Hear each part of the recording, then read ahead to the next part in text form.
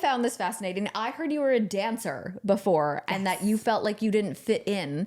And I grew up dancing and I always felt like I didn't fit in and I had to quit because I wasn't good enough. Yep. But tell me about your journey with dancing. It was pretty much the same. I had to quit because I wasn't good enough. Yeah. But I fell in love with dancing. I mean, I have memories at the age of like 2 and 3 performing at like the San Diego State Fair. Yeah. I started taking it really seriously when I was 11, 12. And then I had an opportunity to go to a performing arts high school where instead of any elective, you just did your whatever you got into. So I got into the dance program.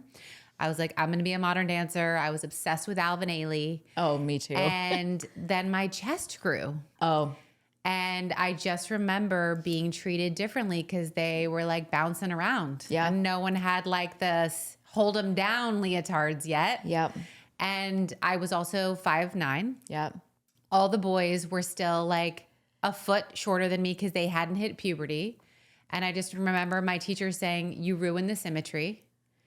And so you can't be in the front and you really can't be in the back. So sorry you're a woman.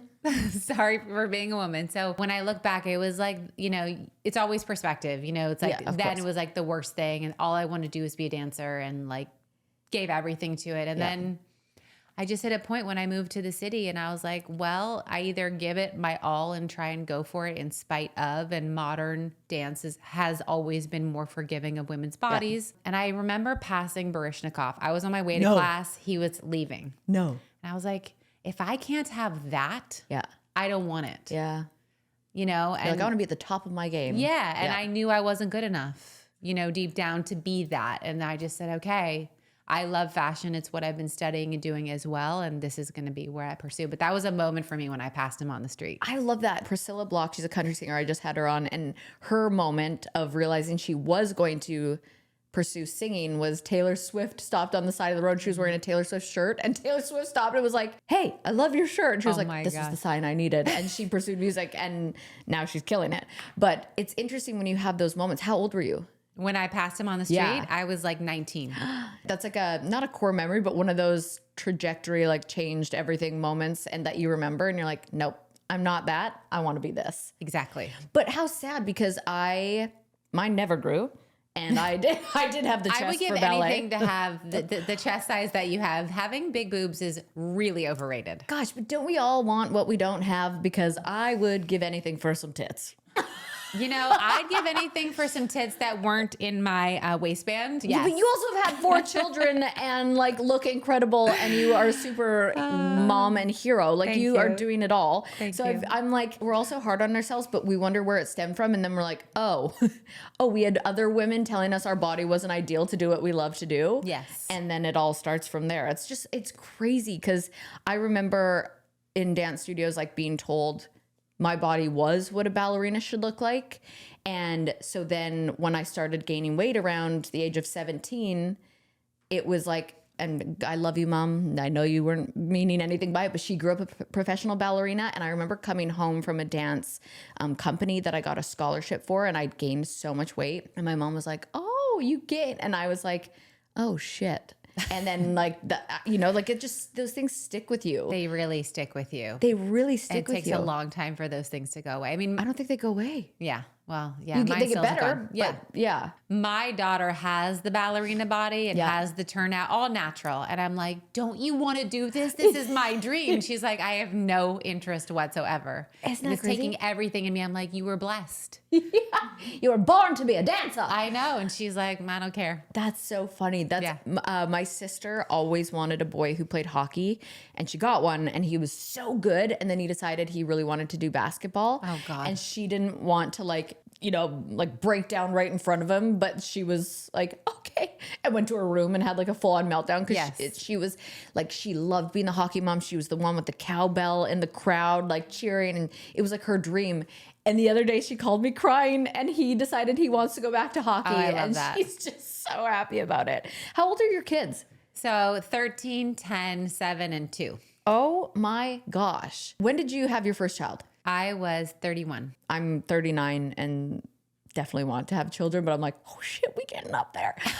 Not in age in general, but like to have a baby, because now I'm considered like geriatric. I know, but those are such ridiculous and outdated terms. Like Halle Berry had a baby at what, like 56? Janet Jackson, like, oh, true. You know, the uterus is ageless. Just the know eggs that are. It's the eggs. Yeah, we were which I not have mine blessed. frozen, Yeah. so I'm happy about that. I do want to talk about family life and having kids and all that, but I want to talk about your first big break. I know you moved to New York when you were 18 years old, which I think, like, I moved to Vancouver from a very small town when I was 19, and I was like, I'm in the biggest city in the world. I felt like so lost, and Vancouver's like Canada. Everybody's so nice. I feel like moving to New York at 18 will toughen you up. Did it? What was that like? It certainly toughened me up. Yeah. I was living with my friend at Fordham University. He would sneak me in. I had taken him in high school when he had come out to his family. It did not go well. So he moved in with us. So he's like, let me return the favor.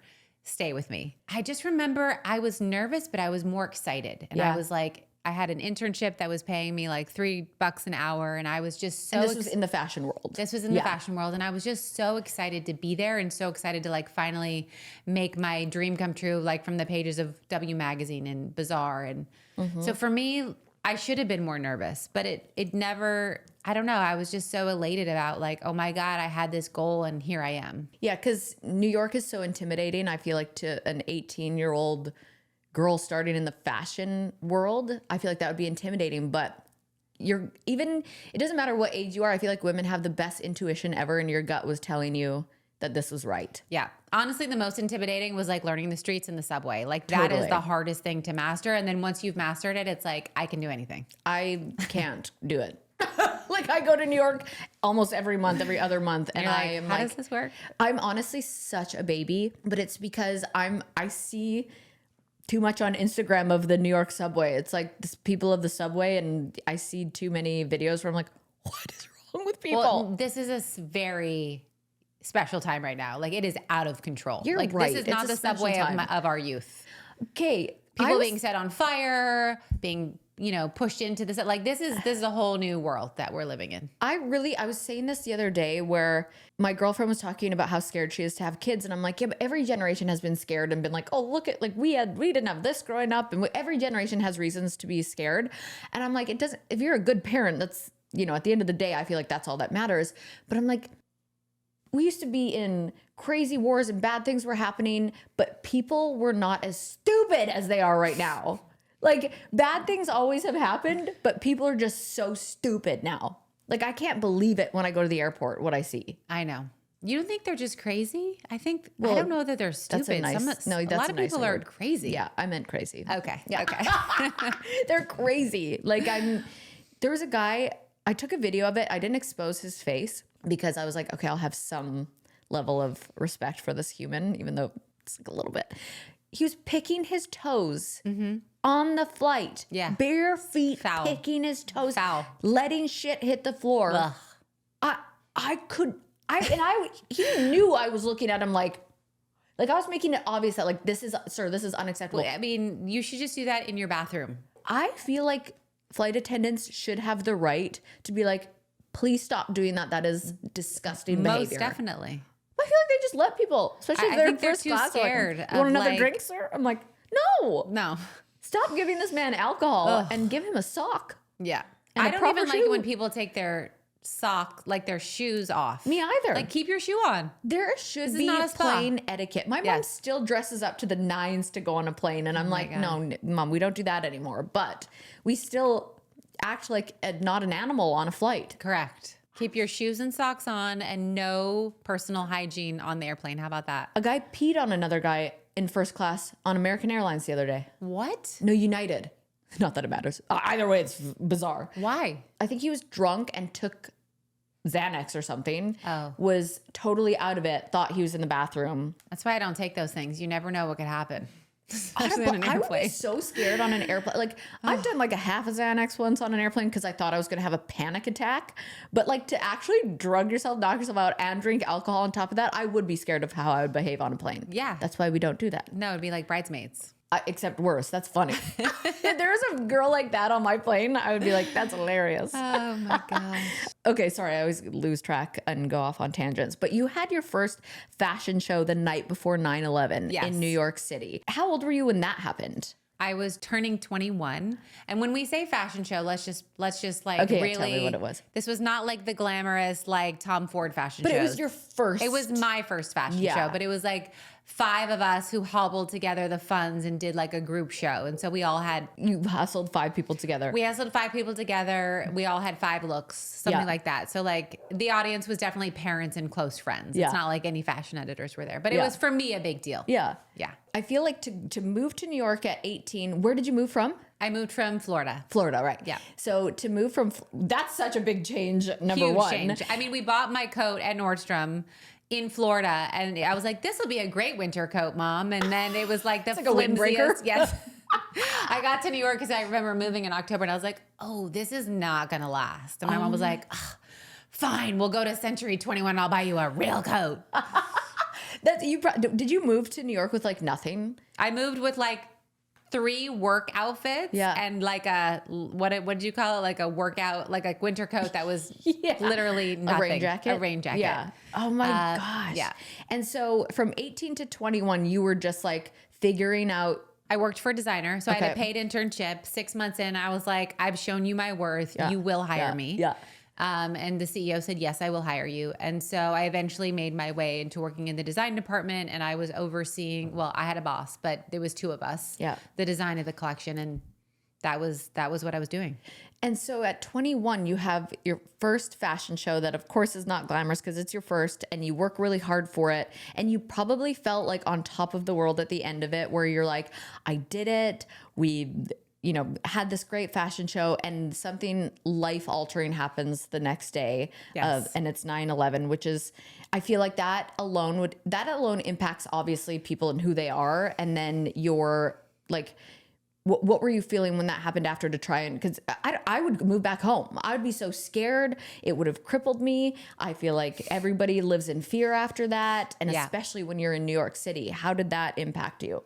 So my parents were actually on their way to the airport when it was all happening. And while there was still cell phone service, they called, they said, we're okay. We're actually, They had a travel day that day? I was like freaking out that they were on one of the flights. No kidding. Yeah. Oh, wow. So they said, we've rerouted. We left the airport. We got a rental car. We're going to drive to my aunt's house. We're going to regroup, and then we're going to drive to Florida. Wow. You need to get in the car. We'll pick you up. And I was like, no. Really? I am a New Yorker, even though I was 3 years in. I said, I'm staying. What would I do if I went home? Just leave it all? Just like run? That would be me. I run. People like fight or flight. I'm like, get me out of here. Oh my God. I'm kind of like a stay. And the first thing I said was like, we have to do something. We have to go down and like, what can we do? And I was lucky enough to be part of a volunteer group that was literally at ground zero, helping the firefighters with basic needs, water, food, rest. And I did that every day for 2 weeks until things were organized enough, and then the red tape got very red, and then you couldn't go down there and just lend a hand. Right. But that's what I did every day. And when I wasn't there, I was at the hospital. There was a hospital on 14th Street. And we were also like, just what can we do to the first responders who are here, who haven't slept? And I mean, you have this moment where you're like, cool, I have to start over again because everything I just worked hard for is gone. But it also puts it in perspective. It's like, it doesn't even matter. Yeah. It's like, maybe we'll talk about this later or not, but like Monday of last week, my priorities were very different than Tuesday when the fire started, and now it's like everything is aligned towards like, what are we doing to support, and who cares that I thought it was urgent that I needed to do some outreach. The fires happening right now and the evilness of people starting fires and everything. I'm like, what is happening in the world? And I always see all this evil. And then it's, you got to look to the people what are people doing to help? What are people doing to give back? How the communities come together. And then that's like, as hard as it is to focus on that. Yeah. People are really out there doing things to come together. And so you learn that at a very young age, because to go through something so terrifying and life-changing and change the whole world at 21, I guess I think like this is what my mindset was. I was 23 and I had lived in Vancouver for 4 years, and there was supposed to be like the big one of the earthquake that was like going to hit Vancouver and everyone kept talking about it, I was like, I'm out of here. Yeah. I'm going to move back home, have babies with my high school sweetheart, Ryan Butter, and just like, I'm out. Because I get so crippled with fear. Yeah. Now I think that's different though. Like, you do? I do. I think like something that you can't control, like an earthquake, or like if someone's like, hey, flood, I'm not going to be like, I'm going to sit here and volunteer for the relief efforts of a flood. Like, do you know what I mean? Like you would do the safe thing, obviously, but I think in an instance where you're still alive, you know, your city's hurting. Yeah. Okay. I think it's a little different. I think you were right to want to like abandon cart. I really did, but I didn't. Oh man, Valentine's Day is this week. It's always sneaking up on me again. All these holidays, classic, but don't worry, I've got the ultimate hack, and that is Macy's Valentine's Day sale. They have everything you need, I need, and I don't even have to run around like a maniac. I'm talking 20 to 50% off store-wide. Yes, please. You know red is the color of 2025. It's a power color. It's a color of love. I'm talking 20 to 50% off store-wide, so I might grab a cute red dress, possibly a matching little bag, because why not? Whether you're going out for a date, a solo night in, a Galentine's party, you gotta look and feel your best. And last minute gifts covered. Jewelry, fragrance, gift sets, literally wrapped and ready. I might grab some chocolate and maybe like a cozy throw for my niece. And actually my nephew's been wanting to watch, so Auntie of the Year, check. Macy's, you just get me, okay? Sale runs from February 11th through February 17th, so shop now at Macys.com. Okay, if you're looking for an easy way to prioritize yourself in 2025, let's start with the skin. Dime Beauty, founded by a master esthetician, isn't just another skincare brand. They've got 4 skin-loving categories. They've got skincare, beauty, body care, and fragrance, all designed to give you that spa-worthy glow from the comfort of home. So whether you're refreshing your routine or starting from scratch, Dime makes it simple with their best-selling work system in an all-in-one skincare set that takes the guesswork out of glowing skin. It includes a cleanser of your choice, toner, serums, and moisturizers, everything that you need for your healthiest, happiest skin. Here's what I love. Dime is all about clean beauty, and their formulas are packed with high-quality ingredients, housed in sustainable packaging, and backed by thousands of 5-star reviews. So the results do speak for themselves. Revive your skin and give yourself a routine refresh you deserve. Go to dimebeautyco.com today. That's dimebeautyco.com, dimebeautyco.com.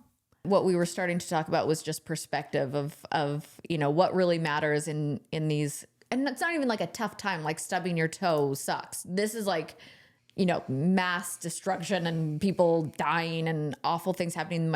I cannot handle anything to do with animals and the stuff that's like with the fires. I just start sobbing. I know. But it's just, I mean, that really, I feel like she had a big impact on who you are and how you do business, how you do life, how you do relationships when something so scary happens like that. Yeah. It definitely is something that I feel a calling to do what I can. I mean, even in my book, I talk about it. Like I would work till 3 every day, and then I would volunteer at this artist nonprofit. And the whole goal was just to give undiscovered artists a voice. Yeah. And I didn't get paid for it. You know, I didn't get anything from it, like tangible that people would expect, but it was the joy of like, look, we just broke this artist, or they got to have a place to do a free art show. And I mean, I've been doing that since I was 20. Wow. So, I mean, I did it. I stopped eventually, but but you did it. Yeah. Yeah. Wow. That's beautiful. I always find it interesting too with someone like yourself who's, you know, you really started from the ground and built what you had, and you started in a time when there's no social media, there's no online shopping, which I'm like, what was the world before that? Like, what? That's just obviously grown in your favor. But how did you go about marketing your business and getting in with the right people? So in the beginning, it was literally door to door. I think that. Oh, yeah. That's a hustle right there. That's a hustle. Yeah. Oh, you must just want to smack the Gen Zers. Well, I actually mentored 2 Gen Zers today, and I was like, oh, there's hope. They are kind. They're kind, but they were prepared and organized. They had questions that they were asking me. I was great. like, I'm impressed. Okay, great. They both had their own businesses. Wow. Yeah. I was like, okay. Okay, love that. Okay, Yes. that does give me hope. Okay, great. Sorry. Door to door. Wow. But also when 9/11 happened, I took a piece from my collection, which was this like distressed, cut up I Love New York shirt, and I put it up for I sale. remember. Yes. And so that got so much press. It was crazy. Yeah. And so I was able to pick up the phone and call these boutiques. They did not hang up on me because they were like, we don't know why, we've heard your name. Right. But okay, fine, come on in. So it was door to door. And then I found a girl who was they're called road agents. Yeah. And they go door to door. They have Wow. relationships. So she and I had suitcases and we'd show up in places. Wow. Yeah, Like and sell the Avon. line. Was that Canadian? No, Avon. You remember Avon? Yeah, but we had the hangers. We'd hold it up. They'd place their order. It was, I mean, that's how it was done. Holy shit. And That if is so impressive. Yeah, and if you got big enough, you'd get picked up by like a bigger, clothing showroom, and they would sell your stuff. That's like, you read about it. One of those things. Like you read about it. It's in the history books. Yeah, it's in the history books. You're going to be in the history books. That's so cool. You kind of have to, without, now we have this online presence and whatever, but you still have to build it to get somewhere online too, but you really started door to door to door, and in Union Square, by the way. Wow. I would print these postcards from my home printer because I couldn't afford, and I would stand in Union Square and I'd be like, go check out this new designer, go check out. And I would hand out postcards and then I'd run to the store and be like, do we sell anything? Be like, we sold one shirt. I'd be like, okay, 200 postcards equals one shirt sold. I got to print 400 next time. And I would literally, that was my, like, I call it a magic ratio. Like every business has this. You'll hit a certain number of things that you've put out and you get a sale in or a sale back. And once you find that golden ratio, then it's like the cheat code. There's people out there that I feel like would be like, oh, I got one t-shirt out of that. Like I'm out of here. But you were like, okay, my mindset is, and I feel like that's why you've gotten to the place that you've gotten to, because you had that mindset. Yes. Did you already have connections in the city? Like when you said you moved in with somebody or? No. So I moved in with my friend. Then my parents came up after about 2 weeks and I was like, cool, we're going to get me an apartment now. Right, guys? Yeah. No.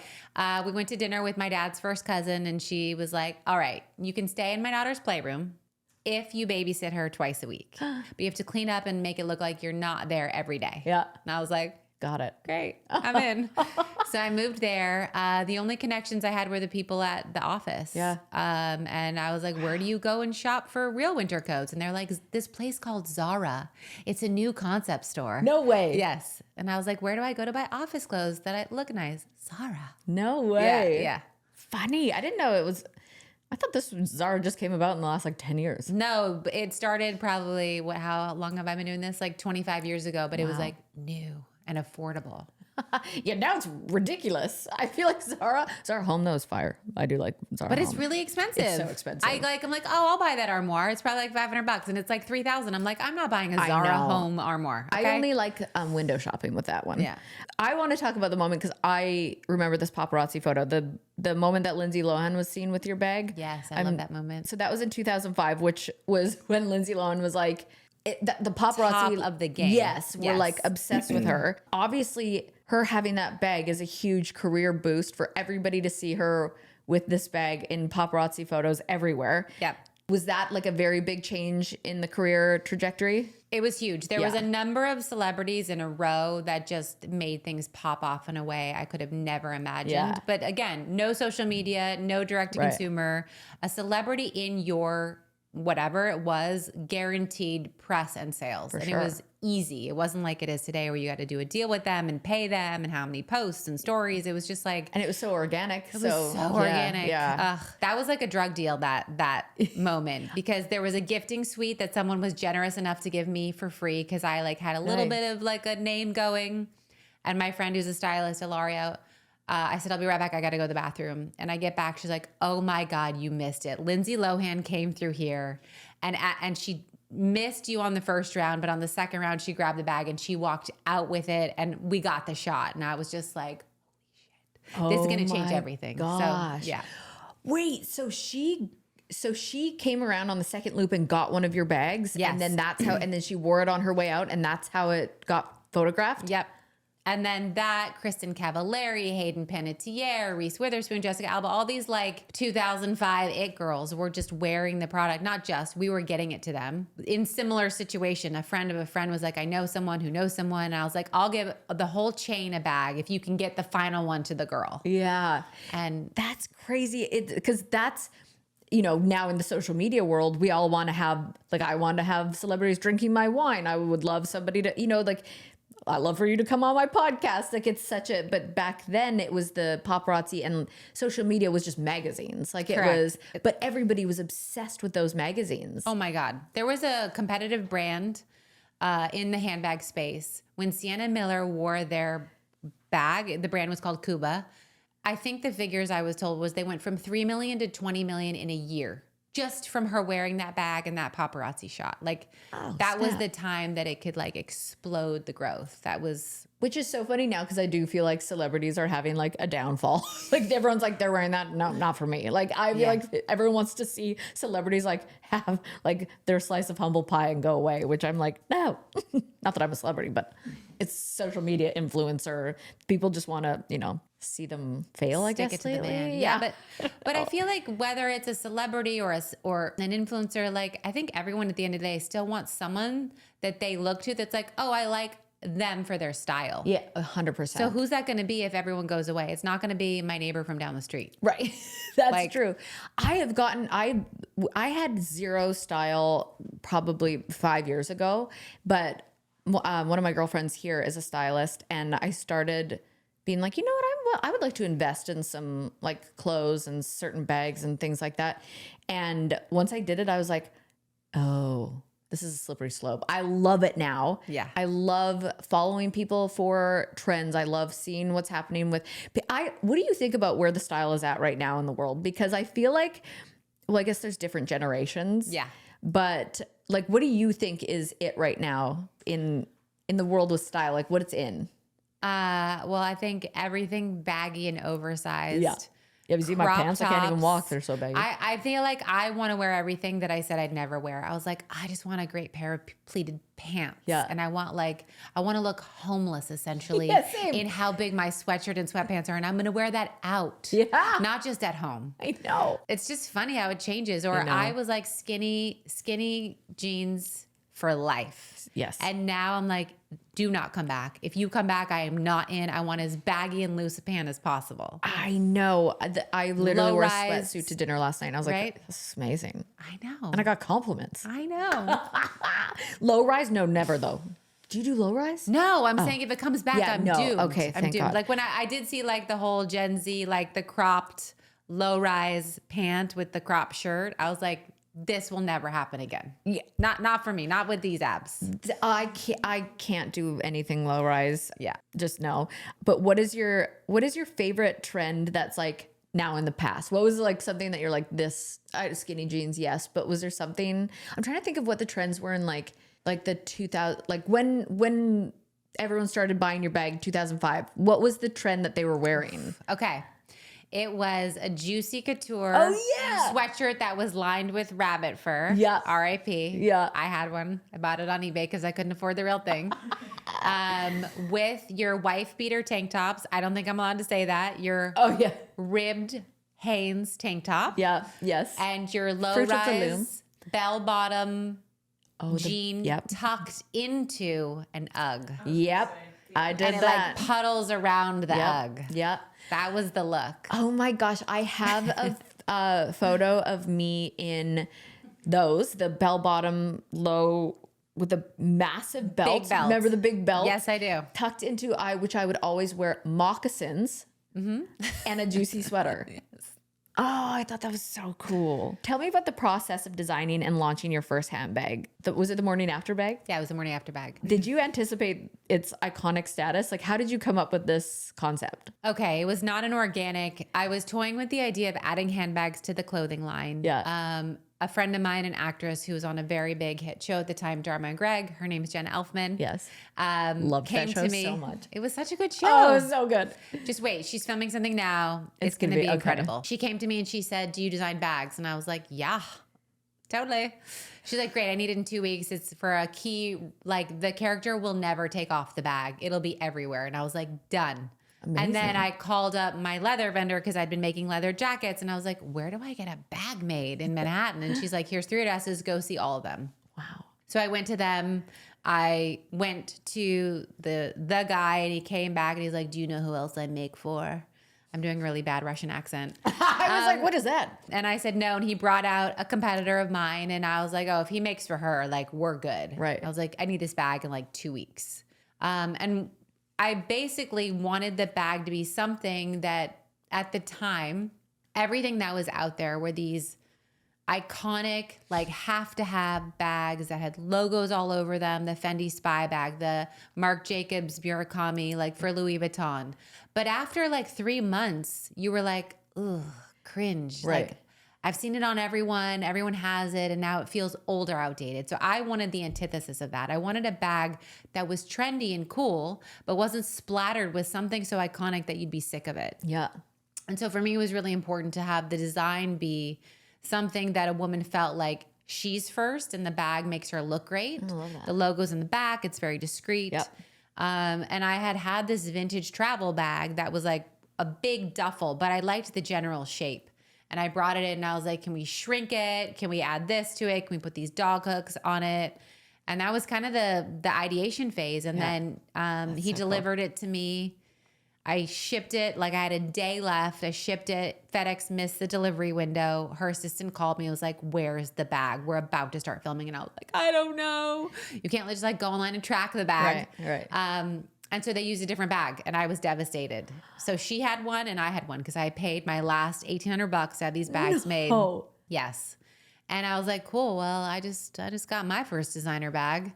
And then I was like sad and walking around Manhattan with it. Like, now what do I do? And women were stopping me left and right, organically, like, who makes your bag? And I was like, oh, maybe there's something to this. Yeah.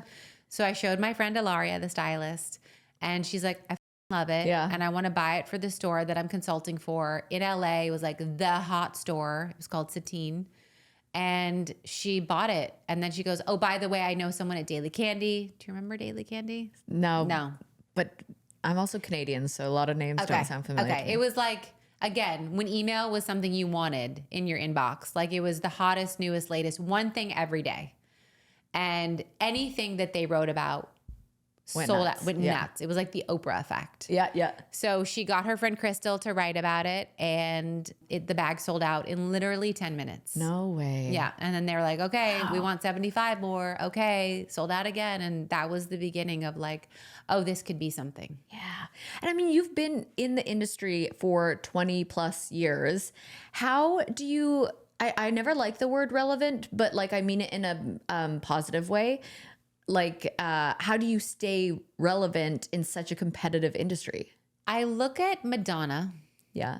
And I go, how many times did this woman have to reinvent herself to stay relevant? Yeah. And she always did it in her own brand. She never went off brand. Yeah.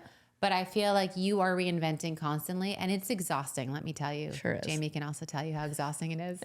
Because you always have to be thinking of something that's going to get someone's attention, especially right now, which is every 2 seconds. Yep. Someone needs something else. So it's like you have to think of like the 10-year plan, but then also, okay, in the next month, what am I talking about? What am I doing? How are we relevant? And I think it's also widening your scope of what you stand for. So you're not just, I'm only bags. It's my charitable contributions, my interests, my passion, my lifestyle habits, my health, my wellness. I'm an author. I'm a podcast. Like I'm hitting you from a lot of angles. Yeah. So depending on what you're picking up in the world, you can get different slices of the brand and the lifestyle in me. Wow.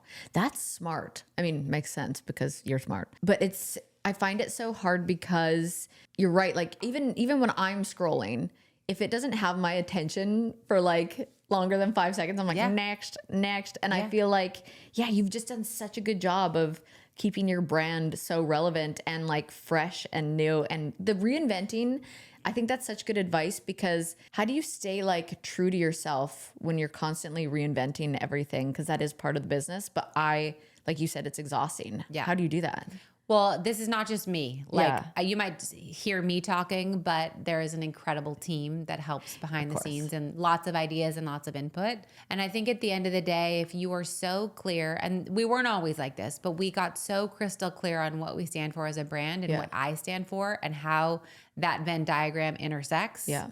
That when you go to reinvent, you just sort of go down the checklist. You know, if someone came to me and said, we'd love for you to talk about, I don't know, the plight of dolphins in Japan. Yeah.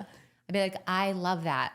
But like, doesn't it, like, there isn't that for this, you know? And so I think it's kind of like, once you're so clear on that, it becomes really easy to focus on those pillars. Yeah. Okay. I said earlier we would talk about this. I want to know about your married life and having a family. Yes. Because to me, like, I think the dream would to, you know, I can't start now because I have no chance I'm having 4 kids now, but I feel like 4. Never know.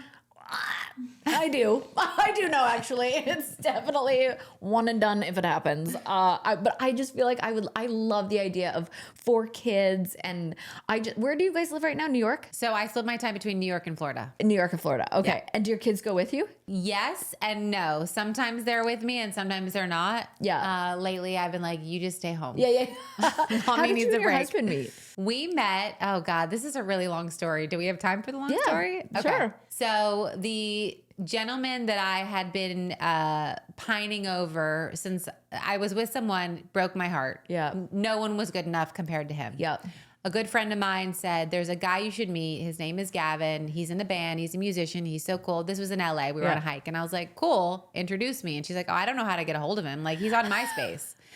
So I checked his MySpace profile and I was like, he looks very mature. He has a Sharpie mustache on his profile. Like, I don't do that. 6 months later, he and I were at this cafe and she was there with me and she's like, that's him. And I was in a relationship, which was a terrible one, as was he. Yep. And there was like this wave in this moment where we looked at each other and I was like, huh, he is handsome. Yeah. Maybe he's not immature with his Sharpie mustache. Right. Maybe he's just funny. And then 6 months later, I get a call from said ex and he said, I love you. He used to call me every New Year's and be like, I love you. And that would drive me crazy. So this particular New Year's, I was like, I'm flying out to LA. We're going to figure out our relationship. My parents lived there. So it was easy for me to just go. Yeah. I call him and I was like, I've landed. I'm coming over. He's like, you can't come over here. I've got a girl here. Like, I never invited you over. You're like, but Like, I'm here. so I reroute to my parents' house and I'm like, I'm such an idiot. I'm such a gullible loser. Aw. Right? And my friend was like, I'm going to this party and, you know, who knows? Let's just go and see what happens. And Gavin was there. No way. Yeah. And so she pushed me into him and I was like, I'm putting on a charity event and I need a band. Maybe you want to perform. So that was like the guise of like the exchange. Yeah. And this girl kept coming up the whole time we were talking. She's like, I know. Gavin, want a drink? Gavin, do you want something to drink? Gavin, and I'm slow in the signals department.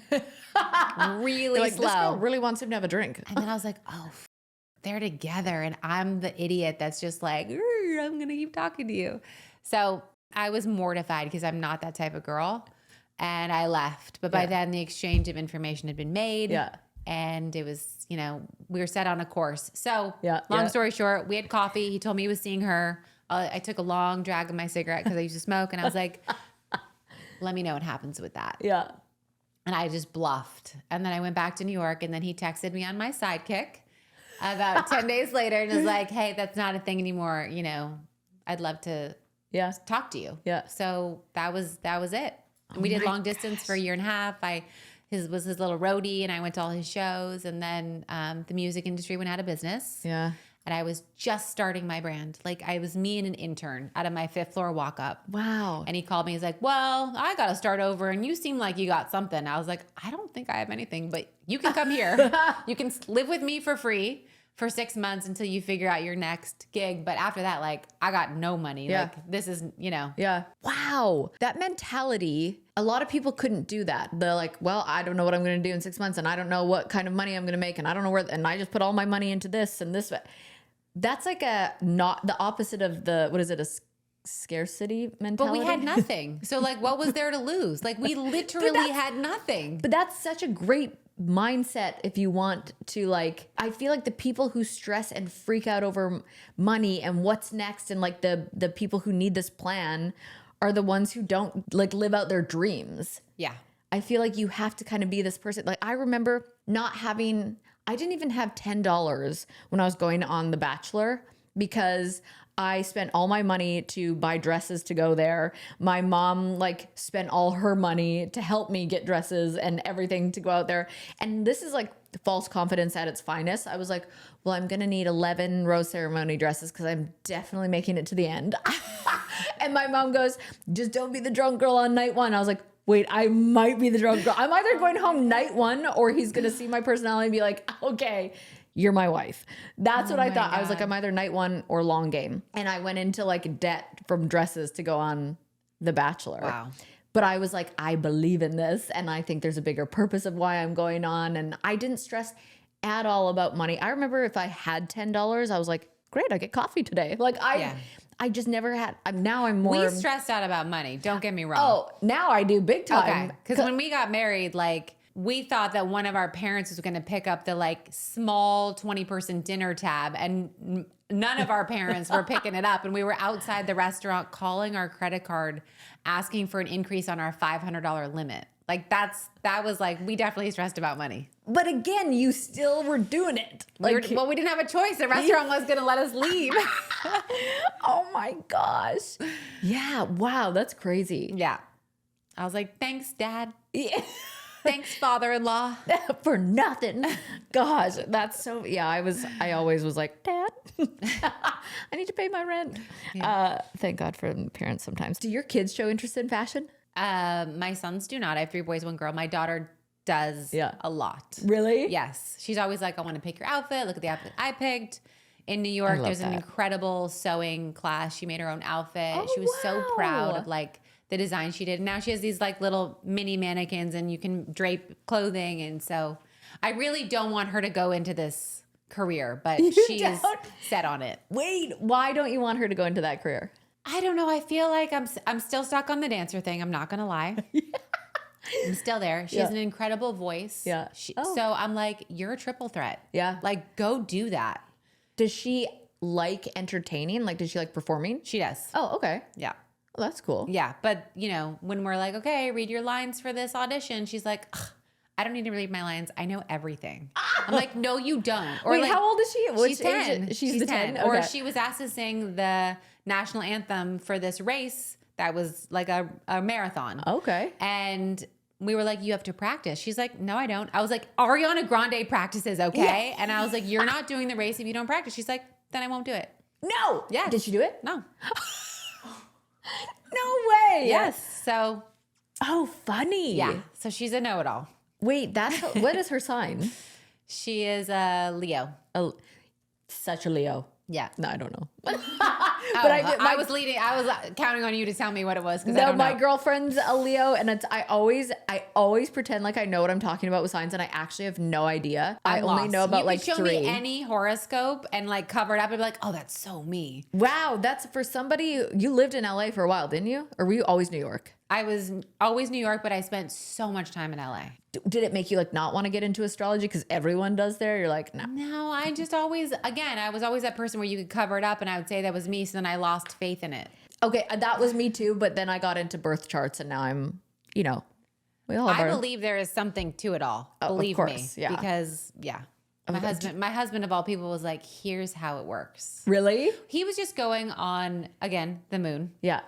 That when you are a baby in a womb and amniotic fluid, like there is a push-pull, there are magnetic forces, and that might change who you are and what you're drawn to just based on like water and how it flows. And I was like, now that I can agree with. Yes. I love that shit so much. Yeah.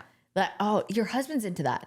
He's not. Oh, he's not at all. But he was like, here's the part that I can see how it could, that magnetism or whatever it is could alter an outcome of someone's personality. And I was like, that I like. Do you believe in like The Secret, like the law of attraction?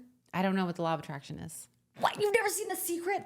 I've seen the book cover. I could in my eyes, it's like, I can see it too. It's like the book cover with like the red writing and the burning behind it. But I didn't really follow it. Oh my gosh. I get into things like so heavily when I believe in something and then I start like seeing the proof of believing in that. I go all in. Yeah. Like I live my life based on The Secret. I live my life by like, I have this goal. It's what I want. And it doesn't just happen because I want it or because I did a vision board. Right. I have to like take the steps to do it. See, I'm like, if I put it on a vision board, it's happening. I love that. I have a vision board downstairs and right now all it has on it is like $signs and then Jelly Roll's face. Because I want to get him on the podcast.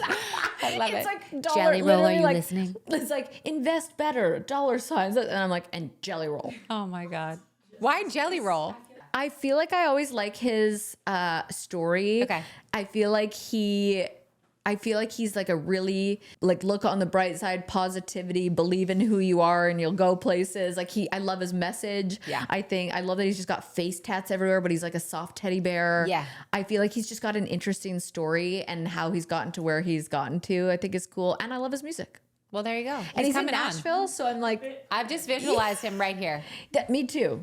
Okay, I'm going to put you on to a little something, a hot tip, if you will, from one big wine guy to another. If you are going to drink wine in any amount, a glass, a bottle, you need to be drinking one that's low sugar. High sugar content in wine is the main culprit for hangovers, and a high sugar wine is not good. Nobody's got time for that. So next time the mood strikes for a nice, crisp glass of vino, pick up a bottle of Spade and Sparrows. All 4 varietals are low sugar, made in California, and of course, female founded by yours truly. You can locate your nearest bottle today by visiting spadeandsparrows.com/in-store. All 4 Spade and Sparrows varietals are honestly crowd pleasers. I don't think we've gotten any bad reviews. They're super easy drinking. It's what I drink for wine. And of course, like I said, all low sugar. Find Spade and Sparrows in the wine aisle at Target in Florida, Texas, Georgia, Ohio, Oklahoma, Louisiana, or various other retailers across the U.S., or shop online at spadeandsparrows.com. And of course, my little vino community, you can use code OFFTHEVINE to receive 15% off your first order. Spade and Sparrows, great wine without the rules. You are both Jewish and practicing Scientologists. That is so unique. I feel like Scientology often like draws a lot of curiosity, a lot of controversy over, because there's been like misconceptions and documentaries and all of this. You know, you never know. A documentary could literally convince me of anything. Yeah. So I'll watch one and be like, well, that's what I believe. And then they could do a documentary on the other side of it and be like, well, now I believe that. It's so convincing. But what is like the biggest misconception that you would ever want to clear up about it? I think it's more the fact that it's still new. I think if we look at like religions that are 5,000 years old, anything new can be considered controversial, or there's misconceptions around it simply because it's 75 years old. Maybe my math is incorrect. If you look at what is historically, like what Jews had to go to, what we're still going through as Jewish people, Christianity, Muslim, like every new religion. I mean, can you imagine in year 0 what, you know, if Jesus Christ, like what that must have been like, or if you believed in him, or the Spanish Inquisition. And so I think that it's just an unknown. And I hate to sound like a broken record, but I'm like, if you are curious, go to Scientology.org and just look for yourself, because that's what I know as the place to send people, rather than me going, okay, listen to me for 20 minutes, tell you everything about it. Right. And it really is a thing about you have to figure it out for yourself. Yeah, because I feel like that's one thing people get frustrated at with any religion, is when other people are just there like trying to push it down your throat, or in the way they do it. So you're like, well, go to this website and see for yourself. Yeah. Yeah. And have your own opinion. I think that the main difference, and what I think is confusing, and maybe I didn't do a good job on TV of explaining, is Judaism is rooted in belief. Yeah. Scientology, the word itself means knowledge. So it's rooted in knowledge and you improving yourself through gaining knowledge about yourself, others, relationships, you know, impacts of work. And if you are more knowledgeable and more educated about all those things, and you have tools to improve that, then you can improve yourself. You can be a better Jewish person, a better atheist, a better Catholic. You know, they don't take away from each other. Yeah. Yeah. So for me, one enhances the other. So how did it make you feel when that woman came out with that documentary about how terrible? Was that like so infuriating for you? Or because I feel like she was kind of like angry about it. She was angry. This is what I'll say. In any organized activity or any activity, there's going to be some dissatisfied people. Of course. Anything we do. Yeah. I think that when you specifically sell a one-sided view that is unfounded and able to be proved false, and even she admits wasn't vetted, a lot of her sources were not vetted on TV. Yeah. I'm kind of like, why would anyone believe that? I can't believe she said that. She was like, well, yeah, I actually didn't do my research, but you know, like an extreme comparison is like, do you believe what a neo-Nazi, if they were to make a documentary about Jewish people, like, no, you wouldn't, you know? That's what I mean about it's like, it's almost scary what documentaries can do, because like the John Benet Ramsey stuff, like I'll watch one thing on it and it, like anyone can go, these producers are professionals. They know what they're doing. They know how to sell a show. They know how to edit it in the proper way. Yeah. They know how to get the clips that they want. You know, like if you have the right like media outlet, the right producer, the right network behind you, anything is so believable. And, you know, I don't know. I just find it so scary because I'm like, I could watch any documentary and they'll have enough to convince me that. I think documentaries can do that, but I think you have to like analytically go, okay, what is the agenda? What is the purpose? Who is that person? And then again, you know, from what I know and from what I've experienced, having been around it almost my whole life, like it's helped me overcome depression. Wow. It's helped me overcome anxiety. Not that you don't get flare-ups of that stuff. Course. How I approach motherhood, you know, treating my kids as tiny little grown-ups as much as possible. I'm not going to say I'm perfect in that department. No one is. It's helped me with communication I mean, I've been in this business for 25 years. And people are always like, you're so calm. And I'm like, yeah, because I have tools that I'm using. You've practiced. To like stay calm and deal with stress, that it's not just explosive at people. Right. And so I think you go, okay, you again have to see for yourself. And it has to be true for you. There's no dogma shoved down your throat. Right. But that's what I know is how it's helped me. And so that's the only truth I can speak to versus someone who's trying to sensationalize and attack. So you've practiced your whole life. Not my whole life. Okay. My parents practiced both my whole life. Yeah. Then when I was around 18, I would say like 16, I was dealing with you're ruining the symmetry, your chest is too large. Yeah. And I did a course that was overcoming suppressive elements in your life, things that are holding you back. And from that point, I was like, what's the word? When you have like a whatever catharsis, like not a catharsis, but like when the butterfly goes into the cocoon. I'm so butchering this story. No, I wish I could help you. Okay. But I'm whatever. When it goes in the cocoon, it comes out. Yeah. So after they Evolution? Sure, we'll say an evolution. I remember saying, okay, I don't get to perform. I'm gonna choreograph my own damn show, and I'm gonna make this so successful, and I'm gonna get it on the road. And it ended up being this, you know, my county was small, but like it ended up touring. And I was like, okay, there's something that I'm studying here that I learned that was giving me success. Yeah. So then when I was 18 and I moved to New York, I don't know anyone. I'm like, I am lost. I was like, oh, okay, maybe I'm going to go to the center in New York, and like, at least I'll have community and I'll, you know, see what else is available to me. And that's for me when I kind of began on my own journey studying it. Do you find it challenging to talk about because you're like, I don't want to, like, I want people to learn for themselves and go, you know, do their own research? Because I find like, even when people ask me about my spirituality, like it's so different all the time for me, and it's always changing and growing, and different beliefs like come about. And like, I used to never think I would pray, and now I pray every night, and I don't know who I'm praying to, but I do it and I love it. And but I get like almost uncomfortable because I think people are afraid to talk about certain things like this, I guess. But have you been made to feel like it's a shame, or are you proud of it? I'm incredibly proud of it. Yeah. And I'm well aware that because it's new and people have questions, like I'm like, ask me whatever you want. When I won't do that is when I know someone's intentions are just to attack. And I can totally see it. And then I'm like, I'm not gonna waste my breath on this conversation. Yeah, because you won't win, and you won't do what what you believe in. Anyways, I always feel like this, sorry, I'm totally cutting you off, but with like this course that I took, kind of at the end, they were like, now don't go tell people they need to do this course and this is why, and this is why. It's to be the light, and if they are interested in that in you, then, you know, you can talk about it, but it's not to go tell people what they should and shouldn't do. I mean, since when does telling anyone what someone should do Never worked? Never works. Like when you're like, dump that guy, he's a loser. You're like, right, I'm going to go to his house tonight. Yeah. And we're going to get back together. Yeah. It doesn't work. You have to, honestly, it has to come to you for yourself. You have to, and in this case, you have to see that it works in your life. Yes. Or else, why are you spending your time doing it? Does your family practice both? Your whole family? Yeah. Yeah. Okay. Is there challenges with that, or do you love it? The only challenges with it is honestly, like, I want to do Shabbat every night. I mean, every Friday. Yeah. You know, I want to break the Sabbath every Saturday. And sometimes it's like basketball, this, that. And I'm like, we didn't do it again. And another, another 2 weeks has gone by since we didn't, do this. Yeah. And I don't feel like my kids are getting the exposure to Judaism as much because it's a regularly scheduled programming. Yeah. That sometimes I'm just like, Yeah. Yeah. I get that. Has the show been empowering to you with it, or were they like supportive of you talking about it? Okay. I will say, how are we answering this one?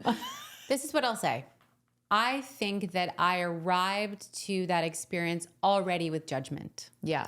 So no conversation felt curious or I want to know and I want to be respectful in the way you would with any other religious belief. Right. It felt like we've heard some things, we're coming into it with these conclusions. And it wasn't an area then because I felt that so palpably that I felt comfortable as I am with you or on any other place that I've discussed it. Yeah. So, and it's reality TV at the end of the day, and I'm aware of that. And what is reality TV? Drama, sensations, right? Yes, like yes. you're not going to want to listen to me talk about how it's helped me and made me a happier person. True. So I also knew going in, like, this isn't the format to discuss this. Yeah. Is kind of how I felt. Yeah, I especially, I feel like that show specifically, just because I've interviewed other women and I feel like the intentions of that show is dramatic effect. It is for the drama. It is for the like controversy. It's like for everything. It's not a feel good Hallmark, like, yeah. It's so that. I mean, I think it's pretty clear at the episode where Bryn's like, I like stirring the pot. Right. And we're going to play a rumor game. Like, oh, now you want me to be vulnerable with you about my most private and personal beliefs? Right. Like, am I an idiot? Do I have idiot stamped on my forehead? No, I'm not going to discuss this with you here. Thank you. Okay. Yeah. Because honestly, a naive 29-year-old me who had never done anything in that industry in my whole life, I remember being like, these producers are so trustworthy. They're family to me. I'm going to open up and be vulnerable and share everything. And I was like, oh, you douched me. You literally douched me so hard. Yeah. That, again, that's Bachelor, and that's a very manipulative, like edited show. And I know how they do it on The Real Housewives, the editing and like, not even editing, but just like setting up scenarios to work people up, to ruffle feathers. Like, I feel like they put you in these situations to not feel safe. Yeah. And I think all of us were a really diverse cast. Yeah. And I just would say, to some of the girls, like, if you had something that was brought up in a way that made you feel not comfortable or that the intentions were not honest, how would you feel, whether it's your sexual orientation or something that's happened to you or a traumatic event? Would you open up and share? You probably wouldn't. Right. And so I chose to answer the questions that were asked of me, but you're going to get more real answers listening to this podcast than you probably did from me on the show. Yeah. You're like vulnerable and real. And they're like, can we edit that? And we'll edit that out. And then, I'm not going to edit any of this out. So for people that are more just curious, like me, I think a lot of people, again, like, because you say it's new, people aren't knowledgeable. They only know what they read or hear about. And you might have already answered this. You might tell me again the same answer, and that's fine. But what is one thing that you would encourage people to explore or learn to better understand it? Would it be doing your own research? I would say read a book by L. Ron Hubbard, or go to the website Scientology.org. There's free courses. There's so much free stuff for you to just say, oh, is this for me? Yeah. Before you do anything else. Even if it's not like, is it for me? It's to better understand what it is. If they watch the show, if they follow you, because I don't know, if I was so open about something that I believed in, I would not want people to just attack me for something that makes me happy. I'd want them to but I mean, a lot of people don't want to do that. It's also interesting, like, we're in a day and age where you can be almost anything and you can find solace in so much, and everyone can have, it's not like 50 years ago where it was like, you get to be Catholic or Jewish and that's it. Or Christian, like now it's like you're finding your spiritual support from how many different sources. Right. So to me, I'm just like, let everyone do what makes them happy. Yeah.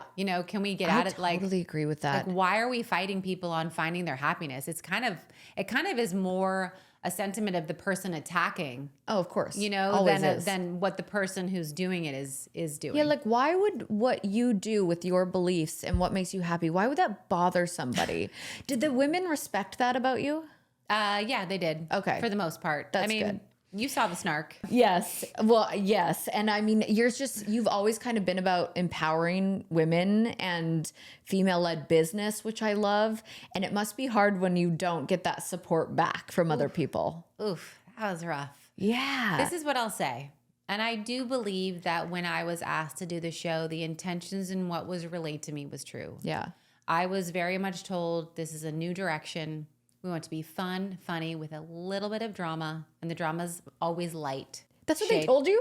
Yeah. Oh. I wouldn't have agreed to do it otherwise. Yeah, because to me, I'm like, that sounds great. I would sign up for that immediately. Right? And I love that it was a diverse group of women representing New York City. Everyone, for the most part, has their own career. Yeah. And I was like, wow, what an awesome reboot. Right. I'm down for this. Right. And then, and then you get into it and you're like, oh, that's not what this is. Right. Can't get off the ride, gonna do my best. That's like Dancing with the Stars. I feel like they're like, no, it's so fun. And you just dance in. And then you're like, oh, this is a grind. And I'm in the ballroom every day, 8 hours a day. My body's falling apart. Yeah, I'm tired. How toned do you get after that? I didn't get toned at the end of this journey. Okay. I was toned, but I was also broken. I was spiritually, mentally, physically broken after. And I'll do it all again. Ask me to come on the All-Star season. Oh, absolutely not. No. I was already asked to do this show. I am not doing it. Why? Did I not just tell you on it? I'm going to tell you my Achilles heel. Like when I tell you as a dancer I was not good enough, I can't remember a routine. Oh. That's my not good enough. So if you're like, and 1, 2, 3, 4, 5, 6, 7, 8, I'll be like, let's go back to 1, 2. Oh. Let's do it like 10 times. I think that's what helped me on the show was growing up. I remember choreography very easily. Yes. And that definitely helped me. And I panic under pressure, and it was COVID, so we didn't have an audience. So I got to just go out there and like they did like a laugh button and a clap button. And I was just like, God. yeah, I feel like that really helped me actually. But back to you supporting women, you literally have a whole podcast called Superwoman, which I love. I want to know. I would love to. I would absolutely love to. When did you start your podcast? I started it in 2018. Cool. I was doing. So you got in at a good time too. I got in at a good time. Yeah. I had no idea what I was doing for a very long time. None of us do. And I just wanted to, I felt lucky enough that I was exposed to this circle of women that were so incredible. And I was like, there's got to be a way to share these women's stories, and it needs to be on a podcast versus in my store doing a 70-person event. Right. So that was kind of the impetus for it. And I really wanted to share how hard it is and the challenges we face and we overcome, because a lot of the women I have on, people see their Instagram feeds and they're like, oh, they're perfect. They've had it all. They have everything buttoned up. And so I like to like get in there and be like, what do we not know about you, and how hard was it? How messed up was it? How did you recover? So what's your story in that department? Was your like hardship, mess up, come back from? Oh my God, there's been so many. I'd say the biggest and first one was with my apparel. It was when it got to be sizable enough that I needed someone to help me sew everything. Yeah. I found a guy in the garment center, this really great Japanese talented pattern maker / sewer, but he was also a smoker. So when he made my first order to this really incredible store in LA, it was like the store to be in. I think it was called Madison. Okay. He smoked. Oh no. And I go to pack up the order. Oh no. And it all smells. And I was like, if I don't get this order to the store, like where am I going to take all this stuff to get dry cleaned? I don't have any money. I was like, I guess the smell will dissipate by the time it reaches LA. It did not. Did not. The owner calls that's me. That's part of the story it's like New York behind the bag. clothing. Yeah. So the owner calls me. He said, I am canceling my check, and the next time you're in LA, you're going to come smell this clothing. And I was already planning to be in LA, and I go there and he like makes me smell it. But it was a good lesson. He just could have been an asshole. Sure. But he's like, you need to know this. If you're going to be in business, Fair this enough. is not the way. Yeah. And did you go smell it? I smelled it. And? It really smelled like, No. when your clothes used to smell after you'd get home from a bar? Yes. That's what it smelled like. Oh, nobody wants that either. No. Even smokers. No. Yeah. But he let me dry clean it. And then, he only took half the garments back, not the other half that I couldn't get the stench out of. But like, it's learnings like that. You're just like, yeah, I could have stopped this. And I didn't. But again, that's good that you can, the benefit of hindsight, you're able to look back as a lesson. And I felt so bad the other day because I am obsessed with True Food. And every time that What's True Food? Oh, it's like a healthy option for like takeout. Oh, okay. And it's almost like a sweet green, but better. Yeah. And so I felt so bad because I kept getting my favorite salad, and every time they forget the dates, and it's my favorite part of the salad. And I was like, I do not want to be that girl that messages them on Instagram and thinks because I have a blue check mark, I can like get free True Food or something. I didn't want that. But I was like, I worked in the restaurant industry for 11 years. I was always working my way up. I thought I was going to be a GM of a restaurant. Like I thought that was my path. And so I was like, I would want to know if that was happening. So, and I honestly was like, I'm so sorry to bother you. And I don't, but this is like the 10th time it's happened, and I'm not being dramatic, but is there a date shortage? Because I totally understand if there, I felt so bad. I'm going to send you some dates. Yeah, I love dates so much. And I was just like, I don't want anything from this. Like, I'm just wanting to let you know because it happens every time. It even happened when I went into the restaurant. I was like, do you guys have dates? He's like, did they not come on there? I was like, what is happening? There's a date shortage. There wasn't. No date shortage. Just they always forgot. It's just a cavalier freshman person, a Gen Z. It was totally a Gen Z in the kitchen who just got lazy.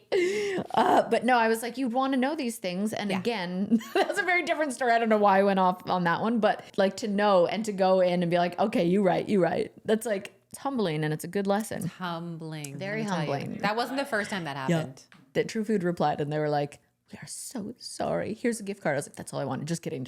I didn't. I want to talk about the Female Founders Collective because it's helped so many women grow their businesses. Is there a particular story from the collective that really moved or inspired you? Oh my God. So many, I'm sure. There's so many. Yeah.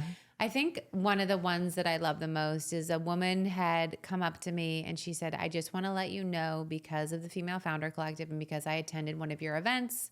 Our events are very education driven. It's not a rah-rah that where everyone's like, look at me, I achieved this and listen to my story. It's like, no, what's your pain point? Here's the expert on that. And she said, I was a receptionist. I quit my job. I started my own social media consulting agency. Now I have 5 clients. And you get to hear these stories of these people that maybe you'd never see or meet. And they're like, because of what you did in the event you had, and I felt equipped with tools to actually like take control of my life and like do something that I want. So it's like those stories that are so incredible. Yeah. Or even with the wildfires, like somewhat disrelated, but Tuesday morning I posted an Instagram fundraiser. We've done almost $2 million for the Los Angeles Fire Department Foundation. Incredible. And that's the power of our community. Yeah. You know, is like women are like, we are going to band together. We are showing up. Yeah. Jennifer Aniston, Brooke Shields, Dua Lipa. They all participated in Vanessa Hudgens. Wow. Yeah. I mean, that's just so powerful. That must make you feel like to keep going. Because I feel like 20 plus years, I feel like there'd be times that jaded you and made you want to just stop but then there's that kind of impact that you're making. Yeah. And you go, no, okay, I'm doing the right thing. 100%. I mean, I did say to one of my partners, I was like, I wish my real job could feel this good all the time. I know. You know, like, but that's again, my charitable heart that wants to just do that all the time. What is the most rewarding part, I guess, of the show? Because I'm sure there's a lot of things that you're like, oh, but what is something that was rewarding for you from the show? Rewarding for me was getting to know Uba. Okay, yeah. We became really close. Yeah. Getting to know Jessel. I love that woman. Yeah. So making new friends was probably the most rewarding. Yeah. And I think sometimes you just need a slice of humble pie. Yeah. Even though you're already humble, you can be humbled-er. Always. And that definitely happened. That's fair enough. I mean, I do think everybody in the world can be humbled. So it's not like you're the only one. And it also gives you perspective on, I think the last time I felt like I was in a group of mean girls was when I was 13. Ugh. And I was dropped by all my friends. And I remember being home on a weekend being like, I have no friends. I have nothing to do. And I dove into my creativity and I became this like crafter. And that really saved me. And I was like, good. Now I've experienced that reminder again. Yeah. Yeah. And it, in some sick way, it fuels you to go do something creative and innovative. And it's like it's a weird thing. No, that's a beautiful thing to be able to take like something I just feel like it's so crazy to experience it at 13 years old and then again as a grown adult woman. Yeah. Who your mission in life is to support other women and to build each other up. And you have all this proof behind you actually doing that. You don't just talk about it. Right. To feel that way is, I don't know, that would like really hurt my feelings. It did and it didn't. Part of it was more the shock of like, oh, we're back here. Yeah. Yeah. Is this what we're doing? I get that. And so that was the hurt, was like, oh, I have to now spend my time doing this. And then it didn't, because I was like, I am not letting this petty shit get to me. Yeah, like good for you. I'm not. It's just like, it's 13-year-old behaviors sometimes. Yeah, I kind of experienced that on Bachelor, of course, with so many women living together, dating the same guy. I was like, the tagline is always like, I'm not here to make friends. I'm like, I actually am. I'd love to make some, and I've made incredible friendships out of that whole franchise. And it's like, you meet the right people through it. And you do. Yeah. And you stay away from the ones that you don't. God, I literally have 8 million more questions. Well, I have time. What time is it? You're good? Okay. Because I want to talk about, obviously, your book, Fearless. Is that the one right there? Oh, this? Yeah, this whole thing. I wasn't really prepared. Yeah. I kind of had a feeling this would happen. As soon as she said Rose, I was like, my girl. So what inspired you to write this book? Okay, so I wrote the first iteration of the hardcover during COVID. Yeah. I had a deadline that I had to meet, frankly. Yeah. And I was determined to do it. Yeah. And I thought at the time, just to give perspective, we lost 70% of our business overnight in COVID. Oh, wow. 70% of our orders were canceled. We were at the brink of going out of business. Whoa. And so I went back to what I knew. I went back to the little girl that stood out and handed out postcards and all the grassroots shit I did to like and I was like, I am going to see if me and the tiny team that was left, we were like 60 people pre-COVID. We went down to 22 during COVID. If we as a team can apply a lot of these, what I have in the book, to stay in business, I'll just give it that goal. And my vision board was not like anything other than we need to stay alive. Wow. So I was sort of in real time experimenting and seeing if certain things we were doing was working and then writing the book about it. So the book is not a self-help book. It is really a business book, but through a mindset and tools you can apply for your business or in life. That for me, I was like, I tried it once, I tried it a second time, it worked, we're good.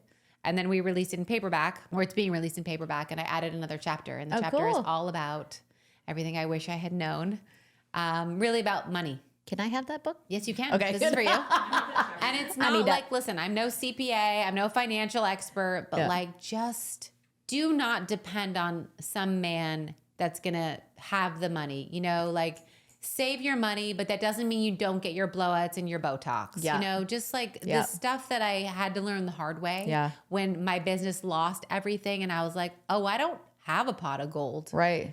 So what is my safety net?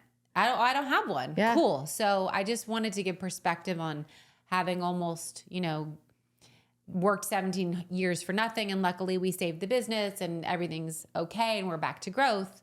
I wanted to republish it with that sort of hindsight. Yeah. Wow. I actually can't wait to read that. I'm like struggling right now with wine because wine sales are down across the board by like a lot.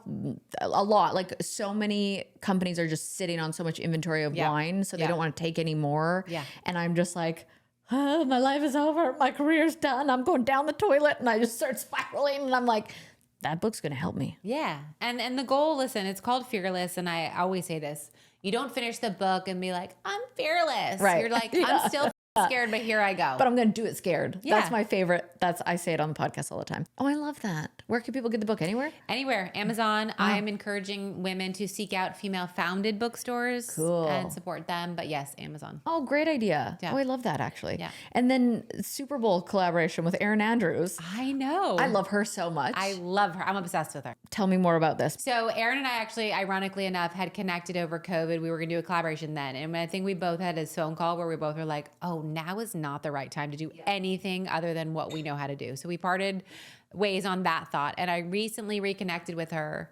And it was the quickest collaboration and most stressful that ever had to be. But we took my best-selling Tabitha Moto jacket, which is oversized and kind of just has this cool rock and roll vibe. Yeah, I love it. We had the Super Bowl 2024. Okay. I know it's the right date because I verified it. Wait, Logo, but 2024? the year on the jacket says 2024 because it's the 2024 like team. Got it. Okay. Yeah, it's complicated. Okay. And it's distressed. It kind of looks like a Harley Davidson Cool. back, but it's like the Super Bowl. Yeah.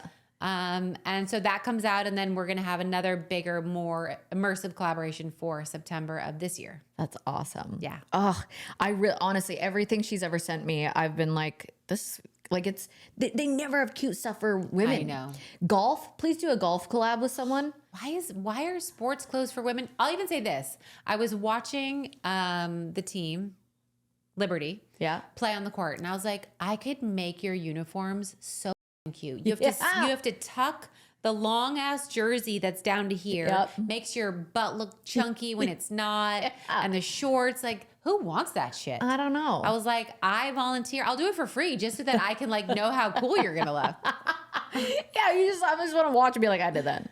You're welcome. I know. My contact there was like, it's league apparel. Like, you can't change it. And I was like, well, I need to speak to the head of the league. Okay. That's on my vision board. Well, I'm going to put it on mine for you. Thank you. Yeah. Thank you. Just have a little asterisk. Like, this is Rebecca's. Yeah. I'll send you a picture of it every day so that you see it every day. And then it starts. Yeah, there you go. That's funny. There's Michelle Money, who was from Bachelor franchise, but now she's with a Canadian golf player, and she actually makes really cute golf stuff. But I feel like it's just every time I look anywhere for cute sports stuff, it's... Wait till you see what we're doing in September. Oh, You're I gonna can't just want to wait. wear it like not to the game. Right. Yeah. Well, I would. I will. Yeah. Okay, just a few rapid fire questions and then I'll wrap up. Let's do it. Favorite go-to piece from your current collection? So we're about to launch our morning after bag revamp because it's my 20th anniversary. So cool. It's what would the bag be for the girl now, not then. And it's smaller. It's sort of like very, very, it's got a lot of riz. A lot of riz. Oh, look at you. Yes. My children are teaching me. That's awesome. Okay. Who would you love to see carrying one of your bags? Oh my God. I'm trying to get Lindsay Lohan, if you're listening, back into my 20 years later. You better. She's better wear my bag to my Lindsay podcast. Lohan. Yeah, we need. Yeah, and she's having a whole rebrand herself. I know. What about it? Talk about a glow up, huh? Talk about a glow. I said that to I got my eye surgery to get my eyelids done. You did it? Yeah. And I was like, give me what Lindsay Lohan had. Okay, yeah, well, definitely. That's, again, little corner for you on my vision board. Okay, Lindsay and Liberty uniforms. Yeah. Favorite guilty pleasure TV show? Even though I am not a fan of women hating women, Yeah. part of my homework assignment from a Bravo expert fan was like, you need to watch The Real Housewives of Salt Lake City to understand what a good show is versus your show, which sucks. Really? And I was like, okay, I'll take this homework assignment. And those women give me life. Okay. Crazy. I've never watched. I've seen like bits and pieces of it, but yeah. Yeah. Name your favorite city for fashion inspiration. Paris. Really? Yes. What is it about? Because it's chic and effortless. It's chic and effortless, and like it's not. No one's ever trying too hard. Yes. It's always like, oh, I just woke up like this with my hair is perfect and my eyeliner is just winged enough, and you're just like, okay, you can't that do a takes me Russian accent, but you are good at French. thank you. That's true. They are just so like casual chic Effortless. there. Yeah. So true. What's one item in your closet you can't live without? A leather jacket. I have about 10 different versions. I love that. Who inspires you the most in your life? Oh my gosh. That Like is rapid fire and then the deepest question ever. I know. Right now it's my 2-year-old. Aw. So just to like give the rapid fire a very long answer, with my first batch of puppies, the first 3, work was all in, all consuming. And even when I was with them doing bath time, bedtime, whatever, I was in my mind, I wasn't present. Mm-hmm. And at the stage of my company from when I had my son 2 years ago, I didn't have to be in that stressful fight or flight mode. And so bath time was just bath time and putting him to bed. There's no rush because I got to get back on the computer and Yeah. And so because I'm receptive, I'm able to be taught by him so much. And he's just the best thing I've ever done. That's so sweet. Yeah. Oh, wow. It's like even just having nieces and nephews and like my best friend's kids, like seeing You know that cheesy saying, like seeing the world through their eyes? Yeah. It's so true. I know. I hate those things, but it's true. I know. It really is. Same, but I'm like, it actually is true. And I can't even imagine it being my own. Yeah. I can't even imagine. Just like that they have so much wonder. Yeah. Yeah. And innocence. Yeah. I guess I'll wrap it up. Okay, fine. I'll wrap it up. What is next for you in the brand? Well, this year is all about celebrating the 20th. So the book comes out February 4th. Our collaboration comes out February 4th. I think the items are for sale on the 28th. And we have a couple of just big hero events planned just to celebrate. Yeah. And I think that I'm just ready to, I'm going to make my vision board and add some more exciting things to it. Yes. I feel like you're the kind of person who, if you put something on a vision board, it's going to happen. Oh, damn right it is. So like the biggest, most outrageous, audacious goals. Okay. That's my homework assignment from today. Yes. I need my therapist. That was my assignment because I love making vision boards. It like makes me happy. She goes, "Then why haven't you done one?" I was like, "You're good." Yeah, This is why I pay you. Exactly. And then I started one and I was like, I love this so much. Yeah. It's just like, it makes me feel motivated and get excited about things again. And Totally. I started booking, I'm writing music again. And I'm like, I had the laziest like holidays and first week of January. And I was starting to get into a rut that felt like depression. I was like, oh, no. We know how to get out of this. Yeah. Go to your Isn't that therapist. nice when you're like, I know how to get out of this Yes. versus like, I don't see how. It's like even knowing how to do that is like a relief. Oh my gosh. I gave myself a high five. I was like, that's growth, bitch. That's growth. That's huge. Yeah. I was really proud of myself. Thank you. I'm okay. proud of you. So air high five. There's a room behind you. It's our confession booth. And it's where you go in and tell us your dirtiest. No, I'm just kidding. Your like any kind of embarrassing story. Okay, I was thinking about this. Yes, something that you're like, I can't believe I'm going to tell this on a podcast. I have a lot, but the media loves to twist my words. Of course, So I'm a nobody, and they twist my words. If I say this one, then the headline's gonna be this. I always like. So I'll give you what I can, knowing that whatever I say, I don't want twisted. I'm done with those days. I hate it so much because I could say something like that I don't even think would ever get picked up ever. And then all of a sudden I'll see a headline and I'm like, first of all, that's not what I said. Yep. And then I don't have that mentality of, well, at least my podcast name's out there. I'm like, no, that feels icky. Yeah. I'm like, I hate it so much because it's not fair. It shouldn't be allowed. It shouldn't be allowed. Here's a really extreme example of something that's very fresh. Yeah. My daughter last night comes to me and she said, Mommy, I went on to Apple News. Oh no. And I put in my name and an article came up that said I hated you and I thought you were being a bad mommy. I never said that. And I said, I know you didn't say that. I said, I was telling a story about how you taught me a lesson when I wasn't present. And you said, Mommy, you're not really being my mommy right now. And the evil woman there made the headline that you said that I was a bad mother. There is a special place in hell for those people. And I was like, we worked to change it. We worked to edit it. And she's like, but it still says that I said that about you. I said, I know you didn't say that about me. And I was like, you taught me a lesson in that moment. And that's what I was trying to get across. And it's so fresh for me that you bring this up because I was like, this is the effect that twisting people's words has. And I hate it because sometimes it does happen. Like, obviously, I'm not running to media being like, well, put this as a headline.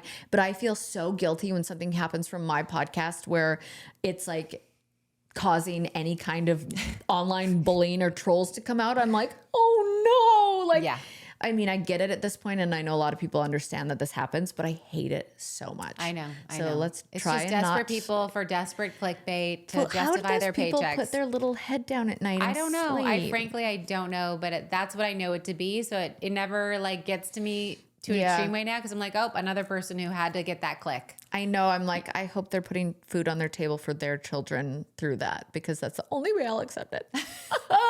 You know? Okay, well, let's get you in the confession. Okay, good. On that note, let's create a fake headline. So one of my most embarrassing moments, and I've never shared this before, was I attended a party, a Fashion Week party. I thought that this camera crew was interviewing me as Rebecca Minkoff, but someone must have told them that I was the new up-and-coming designer for, I think, Burberry. And we get through the whole interview, and they're like, so what excites you most about being the designer for Burberry? And I was like, oh I'm not your girl. And then they're like, well, who are you? And I said my name, and I was like maybe 5 years in, and they had no idea who I was. So that was fun. And I knew that footage would never see the light of day. Thank you so much for coming. Where can everybody find you? Everyone can find me at Rebecca Minkoff, at Becky Minkoff, at the Female Founder Collective. You can buy my book Fearless wherever books are sold, and listen and download my podcast Superwomen wherever you listen to podcasts. I mean, you are doing it all. Well, again, team. Team, yeah. That is, gosh, I've learned that I always try to do everything by myself, and then I was like, oh yeah, I need help. Yeah. I need help big time. Yeah. And that's such a cool place to be too, to know you need help and get it, and then have everything run a lot smoother because of it. 100%. And then you can show up as who you want to be. And when people are awesome, like they do awesome things with you, and the power is multiplied. I agree. Like this one. Like this one. She's a real one over there. Yeah. You can't see her, but Jamie. Thank you so much. Thank you. I'm Kaitlyn Bristowe. I'll see you next Tuesday.